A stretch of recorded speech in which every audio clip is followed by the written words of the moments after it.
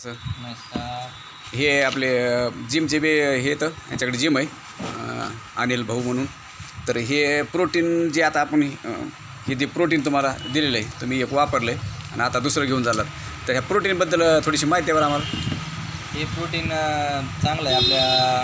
कसं आहे ते हेल्थसाठी समजा पोरांना असं टायमाला खायला वगैरे भेटत नसल्यामुळं, हां तर हे प्रोटीनचा स्कूप घेतल्यामुळं म्हणजे त्यांच्यामध्ये प्रोटीन, कार्ब्स, झिंक, मल्टीविटॅमिन्स हे सगळ्या गोष्टी प्रोटीनमधून भेटल्या जातात बॉडीला, म्हणजे बॉडीला, मसल ग्रोथ करण्यासाठी पण हे प्रोटीन खूप चांगलं आहे. ते लेडीज जे जेंट्ससाठी सगळं जेंट्स दोन्ही पण यूज करू बरं. ते आता शकतात. कोण वापर किती वयापासून त्याचं कसं असं व्हायचं काय, याला लिमिट नाही म्हणजे तुम्ही समजा विकनेसमध्ये असाल, हां हातपाय आपले समजा कमी प्रमाणात काम करते, हातपाय दुखते, हातपाय दुखत आहेत, म्हणजे अशक्तपणा, थोडक्यात अशक्तपणा, हे ह्यांनी पण घेणं खूप गरजेचं आहे.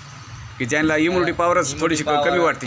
इम्युनिटी पॉवर झाले की बाकी ते दुखणे ऑटोमॅटिक सुरू सगळ्या गोष्टी म्हणजे ह्याच्यामध्ये सगळ्या गोष्टी आहेत ना, कंटेंट्स आहेत. तुम्ही जिममध्ये बी दिले तर आता तुम्ही स्वतः घरी वापरला, यूज करतो ना मी, स्वतः यूज करतो, तर मग ह्याचे चांगले रिझल्ट आहेत. चांगले. बरं, साईड इफेक्ट काय वाटले त्याला? नो साईड इफेक्ट, काहीच नाही ना. बायोटीन आहे, ज्यात मल्टीविटॅमिन्स आहेत, विटॅमिन B9 आहे, B1 आहे, विटॅमिन A आहे, B6 आहे, B12 आहे, B12 आहे परत.